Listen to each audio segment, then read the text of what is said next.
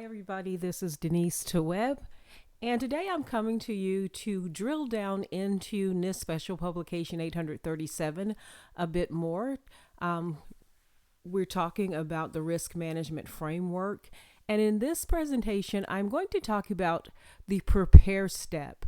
The prepare step was added with 837 Rev 2, and it has some tasks split up into system level and organization level.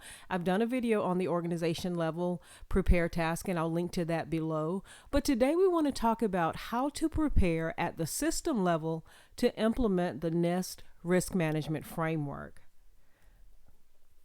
We're going to talk about the purpose of the prepare step. Well, first I'm going to do, and then I'm going to do a review of the risk management framework preparation at the organization level, and that's 7 tasks. And then we'll look individually at each of the 11 system level prepare tasks in the risk management framework. It's been a minute since I've recorded, so let's see how this goes.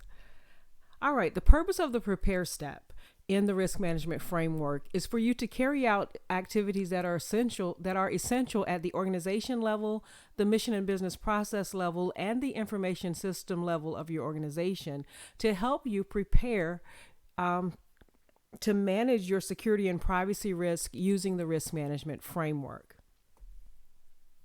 As a reminder, this is the NIST risk management framework, or this is a graphic of it. And in the middle, you'll see the prepare step outlined in red. That step was added with revision 2. Prior to that, you started with categorize your systems, categorize your data in your system, select, implement, assess, authorize, and monitor. And I was always a little confused because there appeared to be a lot of pre-work that needed to happen before you could jump into the 6 steps that they had outlined. And so when I got to Rev 2 and saw that they had added that prepare step, I was kind of relieved because I think it does add value. The objective of the risk management framework Rev 2 is to provide a closer link and communication between the risk management processes and activities that happen at the C-suite or the governance level of the organization, and the individual's processes, activities, and systems at the operational and system levels of the organization. The second objective is to institutionalize enterprise-wide risk management prep activities to facilitate a more efficient, effective, and cost-effective execution of the framework. The third objective of the risk management framework is to demonstrate how the cybersecurity framework can be aligned with the risk management framework and implemented using established NIST risk management processes. The fourth objective is to integrate privacy risk management concepts and principles into the risk management framework and to support the use of the consolidated security and privacy catalog that's now in NIST 837 revision 5. Prior to Rev 5, privacy controls were in Appendix J, I believe, but they were separate from the security controls. In this revision of 837, there is an attempt to integrate privacy into this because privacy has sort of moved to the forefront with GDPR and other legislation and things that are focusing more on data privacy. Data has moved to the front of the class in the 837 publication. The fifth objective of the risk management framework is to promote the development of trustworthy, secure software and systems by aligning lifecycle-based systems engineering processes that are in NIST Special Publication 800-160, that's a whole different set of presentations, with the steps in the risk management framework. The sixth objective of the risk management framework is to integrate supply chain risk management. This, along with privacy, was added to Rev 2. So to integrate supply chain risk management concepts into the risk management framework to protect yourself against untrustworthy suppliers, insertion of counterfeits, tampering, poor manufacturing and development practices, theft, insertion of malicious code, and unauthorized production. The seventh objective of the risk management framework is to provide you with an alternative organization-generated control selection approach to complement the baseline control selection approach. And that'll become more apparent as we move on. So those are the 7 objectives. Now, we've talked about preparing at the organization level, but here's a review of the 7 tasks. The first task is to identify your risk management roles, and I have a presentation on roles and responsibilities that I'll also link to below. Develop your risk management strategy. Task 3, do a risk assessment of the organization as a whole. Task 4, create your organizationally tailored control baselines. Task 5, identify your common controls. Task 6, prioritize systems that are of the same impact level, and that's optional. And then task 7, develop a continuous monitoring strategy. So when you come out of that preparing at the organizational level process, you will have completed those 7 tasks. So now we're moving forward to the 11 prepare tasks at the system level. Okay, here are the tasks, and I'll remind you of the numbering system. All of the tasks in a given step start with usually the first initial of that step and a number. So the prepare tasks go from P1 to P18. P1 through P7 are at the organization level. And so now we pick up for the system level at task P8, and we're going to go down to task P18. P8 is your mission or business focus. P9, your system stakeholders. You need to identify those. P10, identify your assets. P11, determine your authorization boundary for the system. P12, inventory the types of information that run through and are processed by the system and also stored on that system. P13, the information lifecycle. P14, do a risk assessment for the system in question. P15, look at your requirements definitions. P16, the enterprise architecture. P17, your requirements allocation. P18, register your system. So let's look at each one of these tasks in turn. The first task in preparing at the system level to implement the NIST risk management framework is task P8, mission or business focus. So the description of the task is to identify the missions, business functions, and mission business processes that the system is intended to support. This task is done in the SDLC phase, the new phase where you're first initiating a project, or in your existing phase where you're in the operations maintenance mode. All right, the inputs and outputs to task P8, again, your mission or business focus. Some potential inputs to this step is you need your mission statement for the organization, your organization policies, your mission business process information, your system stakeholder information. If you're doing the NIST cybersecurity framework, then you need your cybersecurity framework profile. You need RFPs or any other acquisition documents that are associated with the system. You need the concept of operations. Now, the expected output from this step is going to be a written mission, business functions, and mission business processes that the system will support. So you're going to document the missions, the business functions, and the business processes that the system in question will support, the system that you're trying to secure.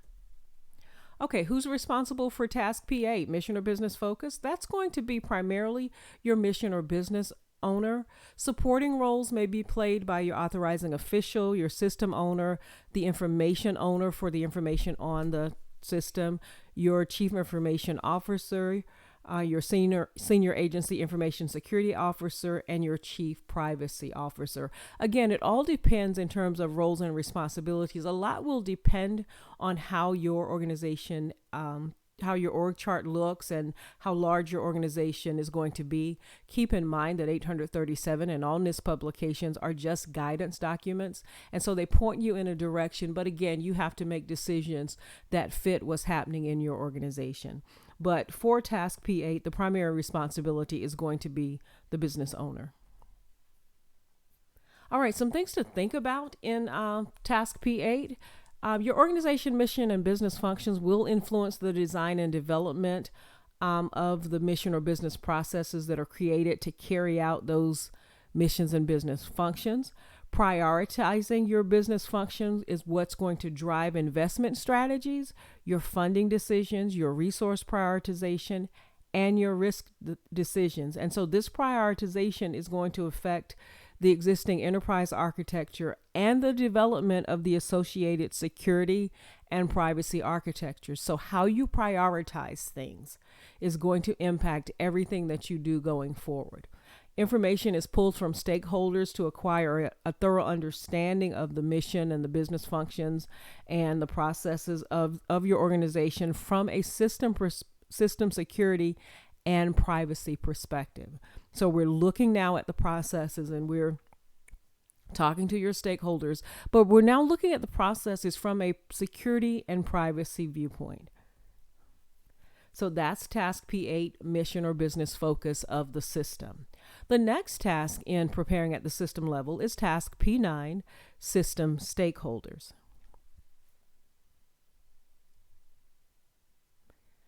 All right, when you're preparing at the system level to implement the NIST risk management framework, task P9 is system stakeholders. In the system stakeholder task, you identify stakeholders who have an interest in the design, development, implementation, assessment, operation, maintenance, or disposal of the system in question. This task is going to occur either at the initiation phase for a new system. As soon as you start thinking about the system, you of course identify the stakeholders. If it's an existing system, you'll be in the operations maintenance phase when you do this task.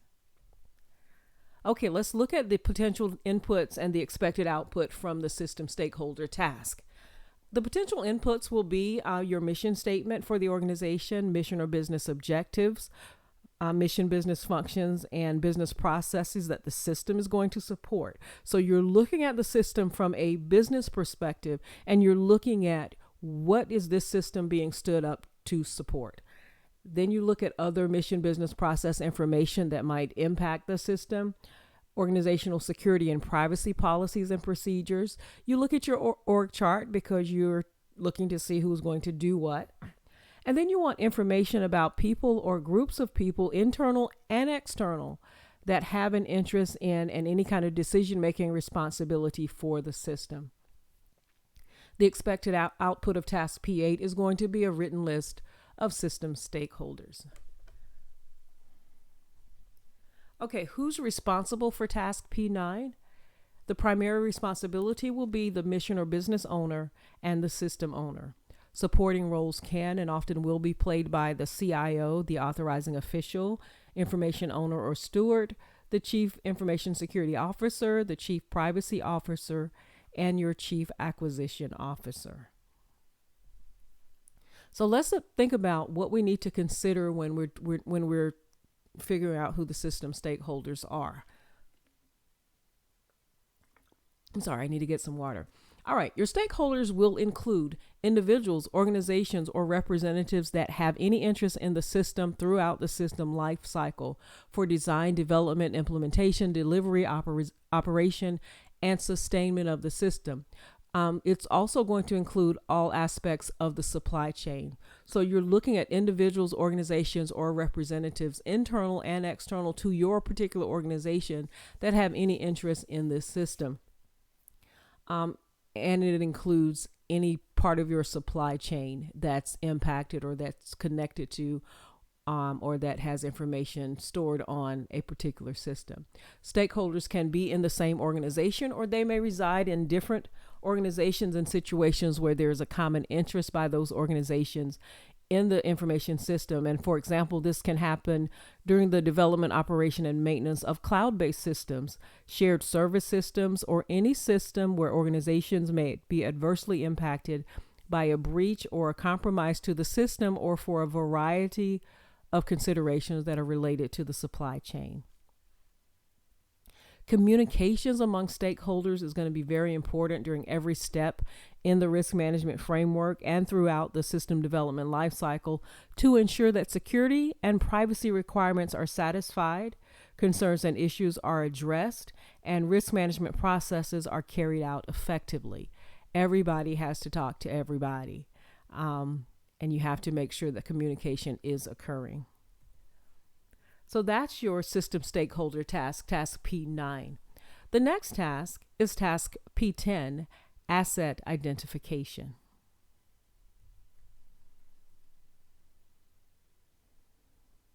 So for preparing you at the system level to implement the NIST risk management framework, we're at task P10, which is asset identification.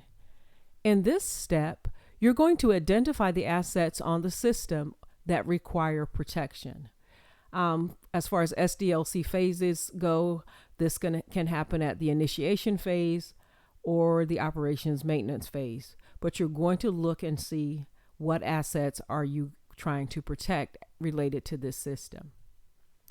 So your inputs and outputs for task P10, asset identification, your inputs include business functions, your mission business processes the information system will support. What is the information? What business is being run on this system? So you look at that. Then you do a business impact analysis. You look at your impact analysis. You look at your internal stakeholders, system stakeholder information, system information, information about other systems that interact with the system you're trying to secure. Your expected output from the asset identification task is going to be a written set of assets to be protected. All right, who's responsible for asset identification? That's going to be the system owner in most organizations. Supporting roles can be played by the authorizing official, mission or business owner, information owner or steward, the chief information security officer, the chief privacy officer, and or the system administrator. Some things to think about when you're identifying assets. Keep in mind that assets are tangible and intangible items that are of value to achieving the mission or business objectives. Tangible assets are going to be physical in nature and can include physical environmental elements like your information, structures, facilities, your human elements, those are going to be your people, and technology, machine elements, hardware, mechanisms, and networks. Intangible assets are not physical in nature, and they include things like your business processes, functions, digital information and data, firmware, software, services. Intangible assets can also include your image or reputation and the privacy interests of the individuals whose information will be processed by your system.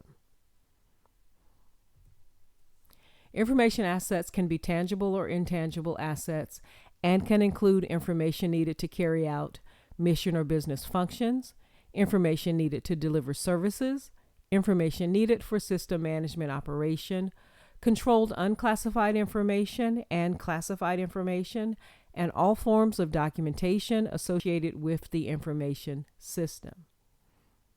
All of these are information assets. Your organization will define the scope of stakeholder assets to be considered for protection. The assets that require protection are identified based on stakeholder concerns and the context in which the assets are used. This is going to include the mission or business functions of the organizations, the other systems that interact with the system that's being secured, and stakeholders whose assets are used by the mission or business functions. Assets can be documented in the system security and the system privacy plans. So that's task P10, asset identification. Next up, in preparing at the system level to implement the risk management framework, is going to be establishing your authorization boundary.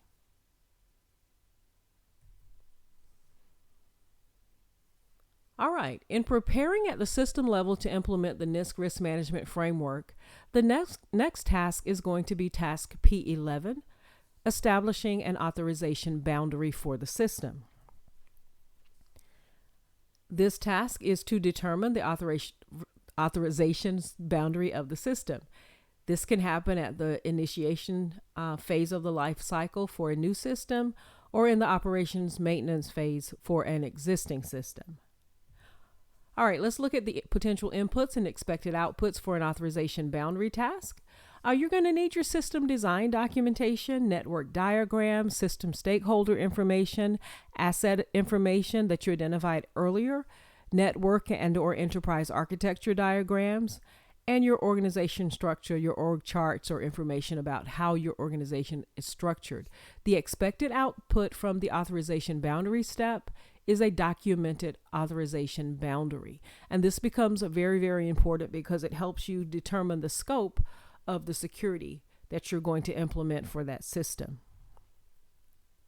Okay, who's responsible for authorization boundary? It's going to be the authorizing official for that system. And again, depending on how your organization is structured, that task could be handled by maybe some other roles in your organization, but the task itself is what's consistent. Supporting roles for establishing the authorization boundary can be played by the Chief Information Officer, the system owner, the mission or business owner, the information owner or steward, the Chief Information Security Officer, the Chief Privacy Officer, and the enterprise architect. Okay, some things to consider when you're looking at authorization boundaries. The authorization boundary establishes the scope of protection for information systems. That is what the organization agrees to protect under its management control or within the scope of its responsibilities. So as a system owner, you're saying, this is what we're going to protect. This is the boundary. This is where our responsibilities begin and where our responsibilities end as it relates to security and privacy controls. Authorization boundaries are determined by authorizing officials with input from the system owner based on mission, management, or budgetary responsibility. A clear delineation of authorization boundaries is so important for accountability and also for security categorization, especially in situations where lower impact systems are connected to your higher impact systems, or when external providers are responsible for operating and maintaining a system.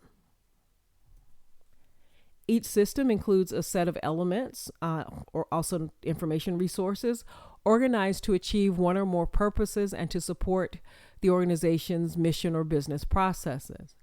Each system element is implemented in a way that allows your organization to satisfy specified security and privacy requirements. System elements include human elements, those are your people, technology, machine elements, and physical environmental elements. All of those elements make up a system. The term system is used to define the set of system elements, system element interconnections, and the environment that is the focus of the risk management framework implementation. The system is included in a single authorization boundary to ensure accountability. For systems that process PII, personally identifiable information, the privacy and security programs are going to collaborate to develop a common understanding of what the authorization boundaries are.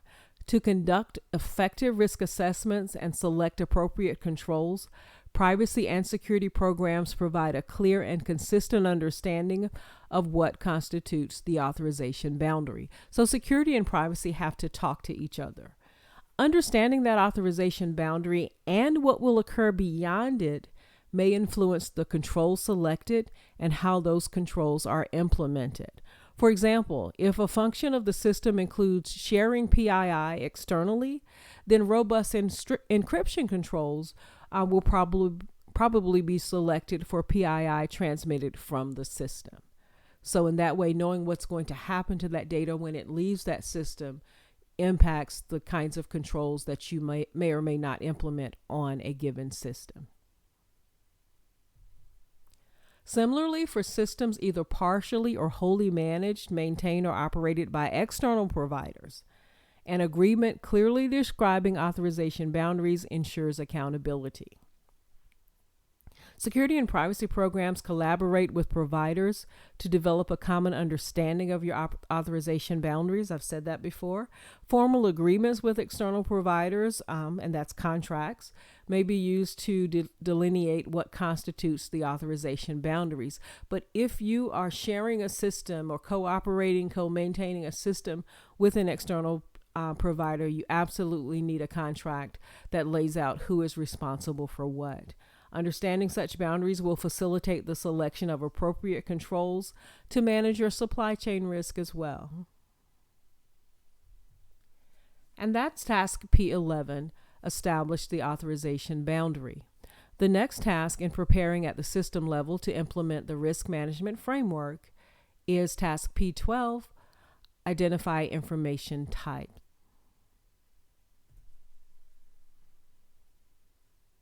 So when you prepare at the system level to implement the NIST risk management framework, the next task, task P12, is going to be information types. In this task, you identify the types of information to be processed, stored, and transmitted by the system. Again, you identify the types of information to be processed, stored, and transmitted by the system.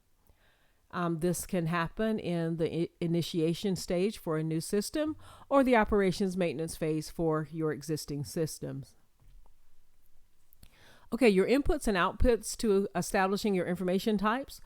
Your inputs are going to be system design documentation, assets that are to be protected, and your mission business process information. The expected output from this task is going to be a written list of information types for the system. You need to know what you're processing in the system. The primary responsibility for defining information types is going to be the system owner and the information owner or steward. Supporting roles can be played by your mission or business owner, the system security officer, and or the system privacy officer. Some things to consider when identifying your information types. Identifying the types of information needed to support your mission, business function, and processes is an important step in developing your security and privacy plans for the system and a precondition for determining the security categorization. National Archives and Records Controlled Unclassified Information Program defines the information types that require protection as part of its Controlled Unclassified Information Program, in keeping with laws, regulations, or government-wide policies. Organizations may define additional information types needed to support mission, business functions, and processes that are not defined in the CUI Register or in Special Publication 860, Volume 2. Let me explain what I mean by that. When you are identifying your information types, you can go and you can look at Special Publication 860, Volume 2 to see different types of information that may run through your system. And you can also look at the Controlled Unclassified Information Program to determine, how to define information types, how to identify your information types. You don't have to start from scratch. Identified information types are confirmed by the information owners and documented in the system security and privacy plans. So that's task P12, identifying your information types. The next task in preparing at the system level to implement the risk management framework is going to be task P13, information lifecycle.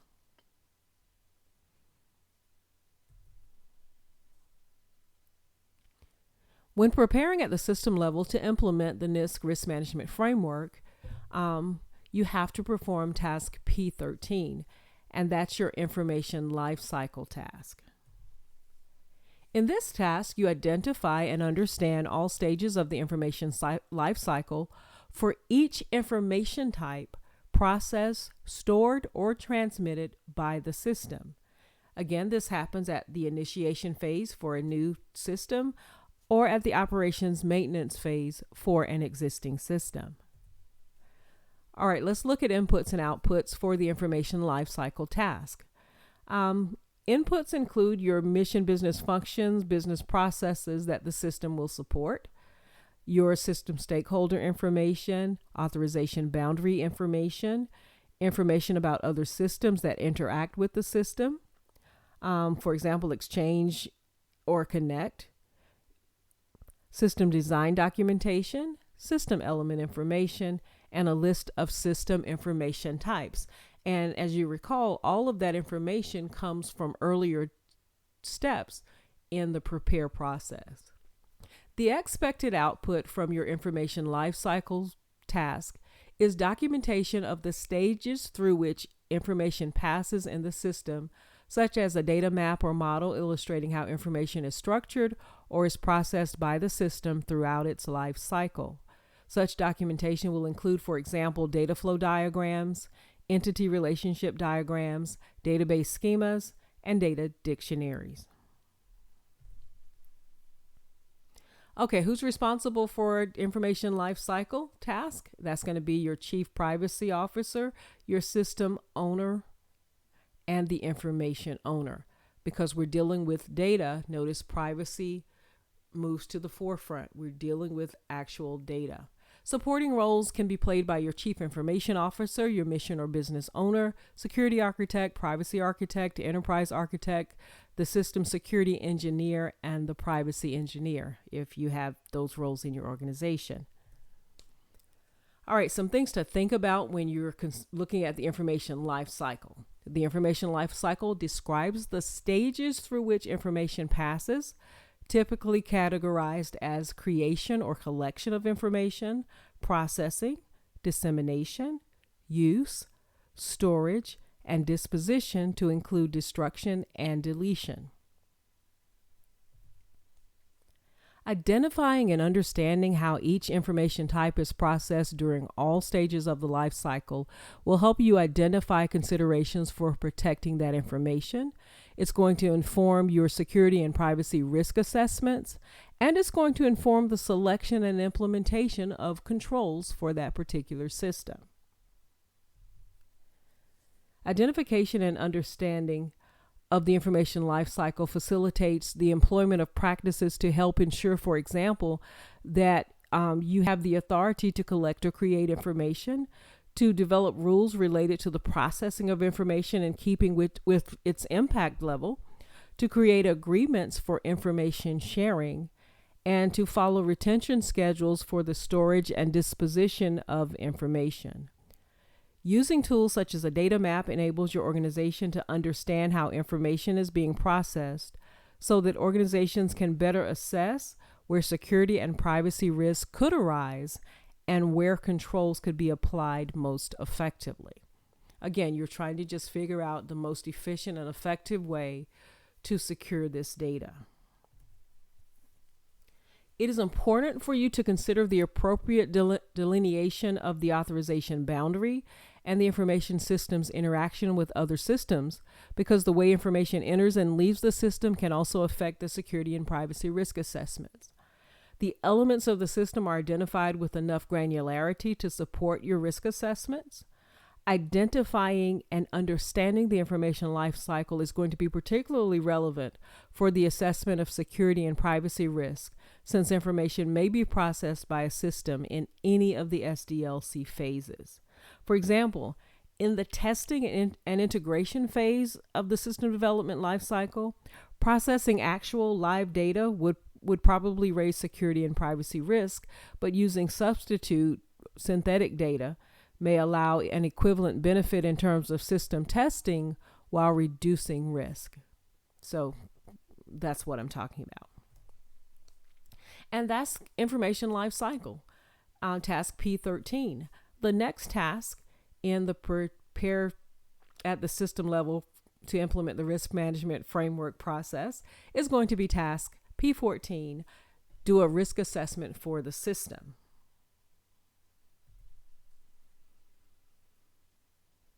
So, in preparing at the system level to implement the NIST risk management framework, the next task is task P14, system risk assessment. In this task, you will conduct a system-level risk assessment, and update the risk assessment results on an ongoing basis. For a new system, this will happen at the initiation phase of the life cycle. For an existing system, you'll be in the operations and maintenance phase of the life cycle. So, inputs and outputs for the risk assessment task. Potential inputs include a list of assets to be protected, the mission, business functions, and the business processes that the system will support, the business impact analysis or criticality analysis, system stakeholder information, information about other systems that interact with the system you're trying to protect, and provider information. Also, threat information, your data maps, your system design documentation, your cybersecurity framework profile if you're implementing the NIST cybersecurity framework, your risk management strategy, and your organization level risk assessment results. Because if you'll remember at the organization level, when you were doing prepare task, one of the tasks was to do an organization level risk assessment. The expected output from task P14 risk assessment is going to be your security and privacy risk assessment reports for the system in question. All right, who's responsible for the risk assessment? Primary responsibility goes to the system owner, the system security officer, and the system privacy officer. Supporting roles can be played by your senior accountable official for risk management, or what's called the risk executive function in the risk management framework, the authorizing official, mission or business owner, information owner, and the control assessor.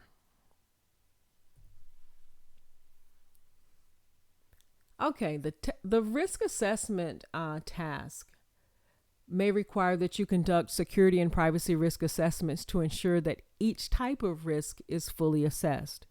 You're going to determine the form of risk assessment conducted, including the scope, the rigor, and the formality of those assessments, and the method by which those results are to be reported. Assessment of security risk includes identifying threats, threat sources, and threat events affecting assets, whether and how the assets are vulnerable to those threats, the likelihood that an asset vulnerability will be exploited by a threat, and the impact or the consequence of loss of the assets. So let's talk about loss consequences in a system risk assessment.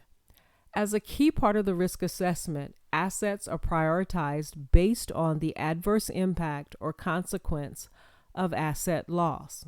How much bad can happen if this asset is lost? The meaning of loss is defined for each asset type to enable a determination of the loss consequences, i.e. the adverse impact of the loss. And your loss consequences can be tangible, that's monetary, industrial casualties, or intangible. You can take a reputational hit.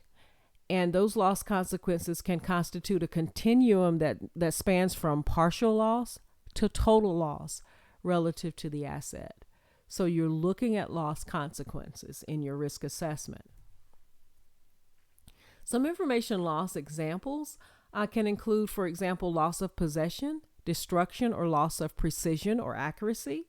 The loss of a function or service may be interpreted as a loss of control, loss of accessibility, loss of ability to deliver normal function, performance, or behavior, or a limited loss of capability that results in a level of degradation of function, performance, or behavior.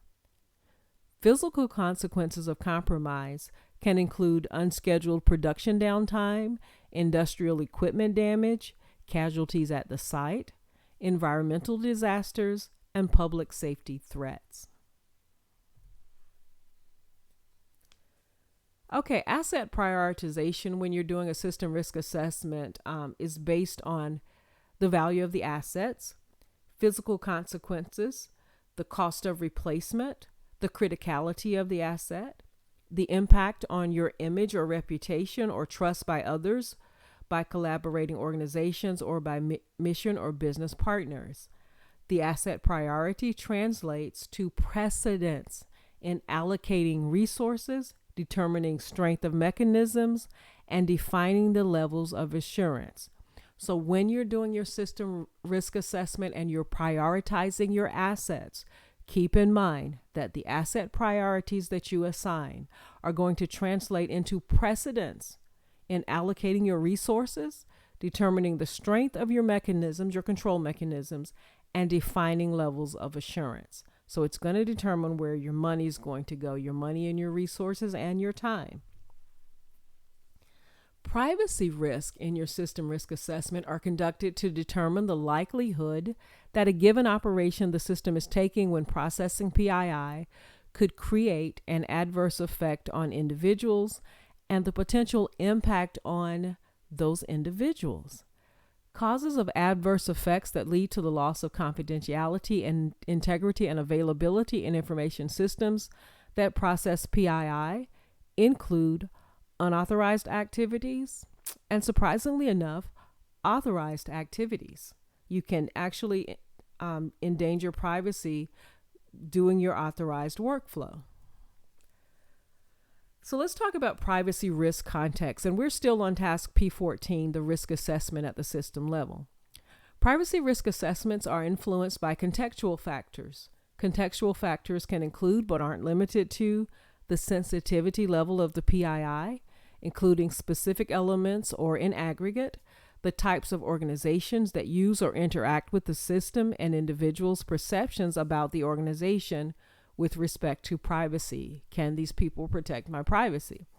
Individuals' understanding about the nature and purpose of the processing. Why are they asking me for this private information? The privacy interest of individuals, and technological expertise or demographic characteristics that influence their understanding or their behavior. Privacy risk impacts to individuals may affect people's decisions to engage with the system, thereby impacting mission or business objectives. People may or may not choose to do business with you based on whether they believe you can keep their data private. Privacy risk can create legal liability, reputational risk, or other types of risk for the organization. Impacts to the organization are not privacy risk. However, those impacts can guide and inform organizational decision making and can influence prioritization and resource allocation for risk response. Note, a special publication, not special publication, but a NIST publication called NIST 8062 introduces privacy risk management and a privacy risk model for conducting privacy risk assessment. So if this is your wheelhouse and you want more information about privacy risk management, look up NIST Interagency Report 8062. Thank you. All right, risk assessments at the system level. We're still on that task, but now we're moving to talk about supply chain risk. Risk assessments are conducted to determine also the potential that the use of an external provider for the development, implementation, maintenance, management, operation, or disposition of a system element, or service could create a loss and the potential impact of that loss. That impact may be immediate, for example, physical theft, or ongoing, for example, the ability of adversaries to replicate critical equipment because of theft. The impact may be endemic, limited to a single system, or systemic, including any system that uses a specific type of system component. Supply chain risk assessments consider vulnerabilities which might arise related to the disposition of a system or system elements and from the use of external providers. Vulnerabilities in the supply chain may include a lack of traceability or accountability that leads to the potential use of counterfeits, insertion of malware, or poor quality systems. The use of external suppliers may result in a loss of visibility and control over how system elements and services are developed, deployed, and maintained. When you outsource it, you lose a lot of control over it. So security and privacy become important. A clear understanding, of the threats, vulnerabilities, and potential impact of an adverse supply chain event can help you appropriately balance supply chain risk with risk tolerance. Supply chain risk assessments can include information from supplier audits, reviews, and supply chain intelligence. Organizations develop a strategy for collecting information, including a strategy for collaborating with providers on supply chain risk assessments. Such collaboration will help your organization leverage information from providers, reduce redundancy, identify potential courses of action for risk responses, and reduce the burden on providers. Now, with respect to system risk assessments, the system development lifecycle. Risk assessments are conducted throughout the SDLC. Risk assessments support various risk management framework steps and tasks. The risk assessment results are used to inform your security and privacy requirements definition, your categorization decisions, whether a system or information is high, low, or moderate impact, the selection, tailoring, implementation, and assessment of controls, your authorization decisions, potential courses of action and prioritization for risk responses, and your continuous monitoring strategy.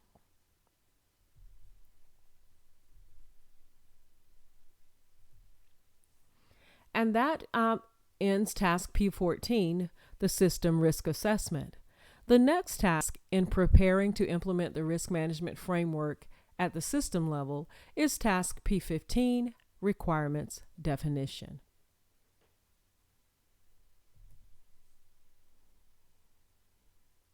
When preparing at the system level to implement the NIST risk management framework, the next task is going to be task P15, requirements definition. In this task, you define the security and privacy requirements for the system and for the environment of operation. This can happen in the initiation phase for new systems and the operations maintenance phase for existing systems. All right, let's look at your potential inputs and outputs for requirements definition task. Your inputs are going to be your system design documentation, your organization and system level risk assessment results, a set of stakeholder assets to be protected, your mission, business functions, and mission business processes that the system is going to support, a business impact analysis or criticality analysis for the system, your system stakeholder information, a data map of the information lifecycle for PII, your cybersecurity framework profiles, if applicable, information about other systems that interact with the system you're protecting, your supply chain information, threat information, laws, executive orders, directives, regulations, or policy that apply to the system, and your risk management strategy. Again, all of this information comes from earlier prepare task in getting ready to implement the risk management framework. The expected output from the requirements definition task, task P15, is a documented set of security and privacy requirements. Okay, who's responsible for requirements definition? That's going to be the mission or business owner, the system owner, the information owner, and the system privacy officer. All of them get in there and define the requirements, the security and privacy requirements for the system. Supporting roles may be provided by the authorizing official, the system security officer, the chief information security officer, chief privacy officer, chief acquisition officer, the security architect, privacy architect, and or the enterprise architect. And again, depending on the structure of your organization, these roles might be different. They might be called something else, but the task remains the same. All right, things to consider when you're doing requirements definition. Protection needs are an expression of the protection capability required for the system in order to reduce security and privacy risk to an acceptable level while also supporting mission or business needs. Protection needs include the security characteristics of the system and the security behavior of the system in its intended operational environment and across all system lifecycle phases. The protection needs reflect the priorities of your stakeholders, results of negotiations among stakeholders in response to conflicts, opposing priorities, contradictions, and stated objectives, and thus are inherently subjective.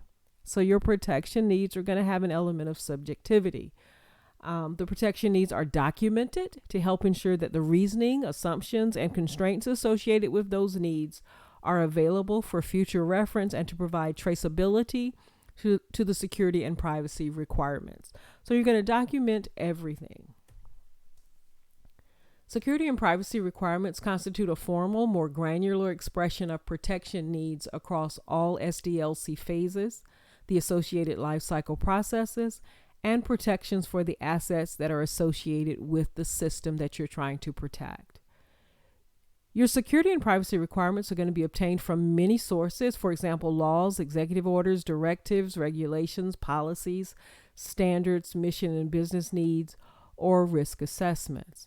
Your security and privacy requirements are an important part of the formal expression of the required characteristics of the system. The security and privacy requirements will guide and inform the selection of controls for a system and the tailoring activities that are associated with those controls.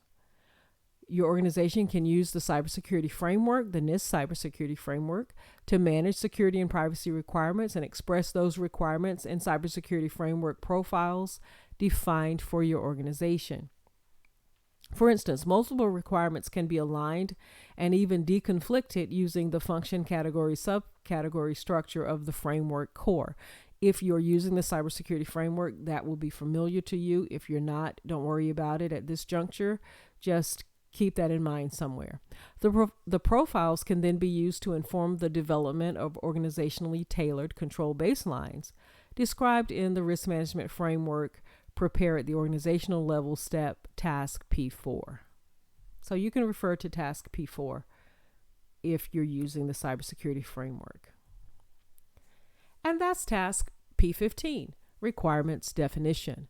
The next task in preparing at the system level to implement the risk management framework is going to be task P16, enterprise architecture.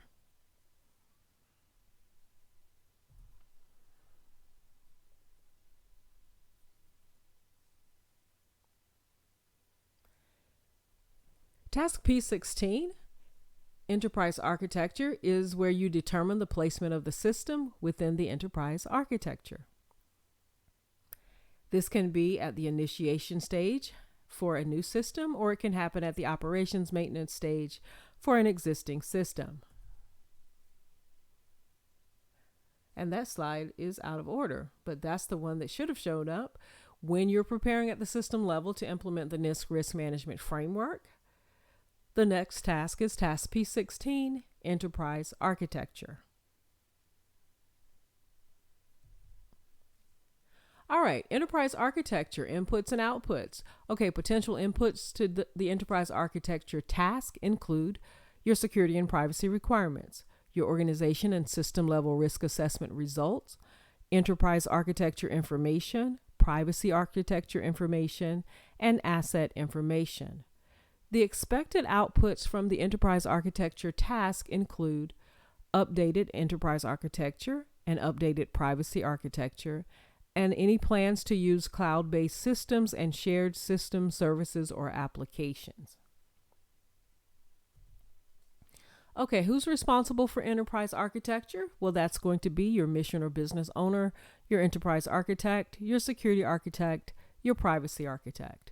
Supporting roles can be played by the Chief Information Officer, the authorizing official, the Senior Agency Information Security Officer, the Chief Privacy Officer, the system owner, and or the information owner or steward. All right, things to consider when you're looking at the enterprise architecture for a system. Enterprise architecture is a management practice used to maximize the effectiveness of mission business processes and information resources to achieve mission and business success. An enterprise architecture can provide greater understanding of information and operational technologies included in the initial design and development of information systems. An enterprise architecture is a prerequisite for achieving resilience and survivability of those systems in an environment of increasingly sophisticated threats.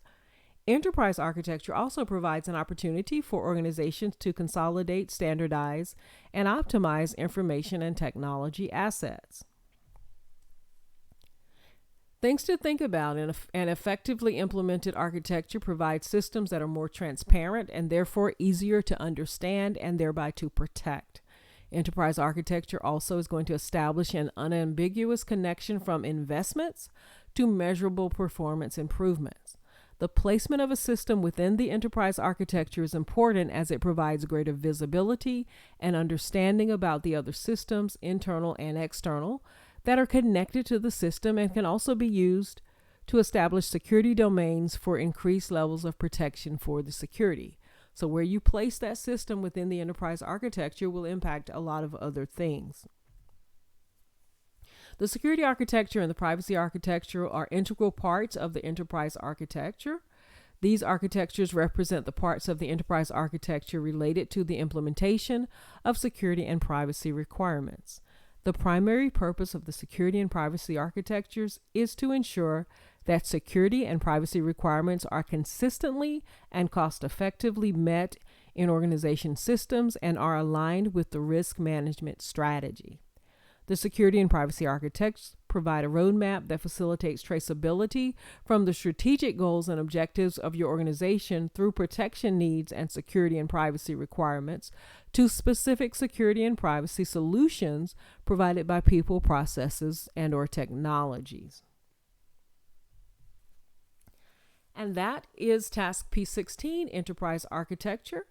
The next task in preparing to implement the risk management framework at the system level is task P17, Requirements Allocation.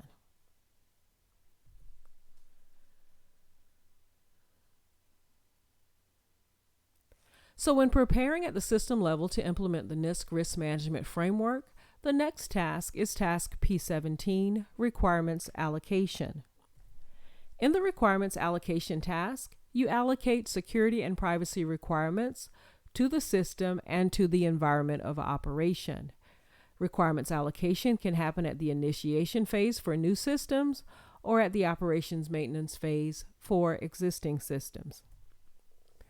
Inputs and outputs to the requirements allocation task. Potential inputs include your documented security and privacy requirements, your organization and system level risk assessment results, a list of common control providers and common controls that are available for inheritance, system description, system element information, system component inventory, and relevant laws, executive orders, directives, regulations, and policies that impact the security and privacy of the system. Task expected outputs include a list of security and privacy requirements allocated to the system, system elements, and to the environment of operation. So you defined the requirements earlier, now you're allocating them to the system or parts of the system. Okay, who's responsible for requirements allocation? That's going to be your security and privacy architects, system security officer, and your system privacy officer. Supporting roles will be played by your CIO, your chief information officer, your authorizing official, your business owner, your chief information security officer, your chief privacy officer, and by the system owner. Again, the names of the roles may change, but the task itself remains the same. Who does it in your organization will depend on your organization structure. All right, some things to consider in a requirements allocation. Security and privacy requirements are allocated to guide and to inform control selection and implementation for the business, system elements, and/or the environment of operation. Requirements allocation identifies where controls will be implemented. Let me say that again.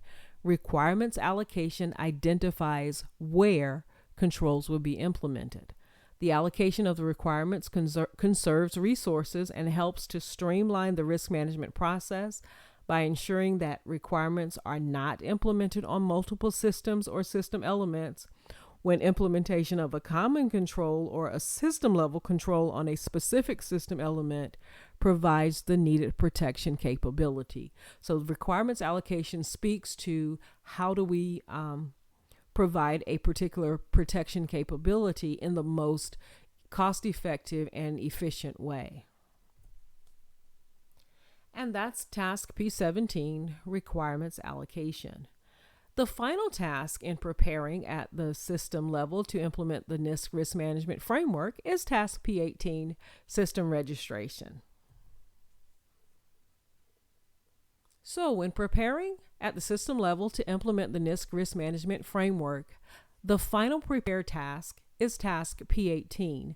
This is system registration. In the system registration task, you register the system with organizational program or management offices. This can happen at the initiation phase for new systems and at the operations maintenance phase for existing systems. And this task was added to address the situation or the issue that a lot of companies have where people just stand up systems. They say in a department will say, we need a system to do this particular task. So they'll buy it, build it, stand it up and start using it and never tell the rest of the organization, let alone the security and privacy part of the organization, that this system even exists. And it could be making the company vulnerable to some sort of data breach. So the last task is to formally register any system with the organization. You don't go stand up a system and keep it moving. You have to do the registration step. Potential inputs are going to be your organization policy on system registration and the system information. The expected output is going to be a registered system in keeping with your organization's policy around system registration. The primary responsibility for registering a system is the system owner. Supporting roles can be played by the business owner, the chief information officer, the system security officer, and the system privacy officer. Let's talk about some things to consider around registering a system. System registration in accordance with your organization policy serves to inform the governing organization of plans to develop the system or the existence of the system, the key characteristics of the system, and the expected security and privacy implications for the organization due to the operation and use of the system. System registration provides organizations with a management and tracking tool to facilitate bringing the system into the enterprise architecture, implementation of protections that are commensurate with risk, and security and privacy posture reporting in keeping with applicable laws, executive orders, directives, regulations, policies, or standards. As part of the system registration process, your organization will add the system to the organization-wide system inventory. System registration information is updated with security categorization and system characterization information upon completion of the categorized step in the risk management framework. And that is the final task, P18 system registration. And we've covered the 11 prepare tasks when preparing at the system level to implement the NIST risk management framework. And those tasks, again, are a mission or business focus of the system. You identify your system stakeholders. You identify the assets that are going to be run on the system.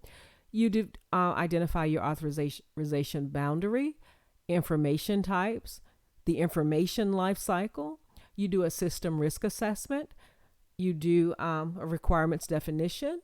You look at the enterprise architecture. You do a requirements allocation. And you do a system registration.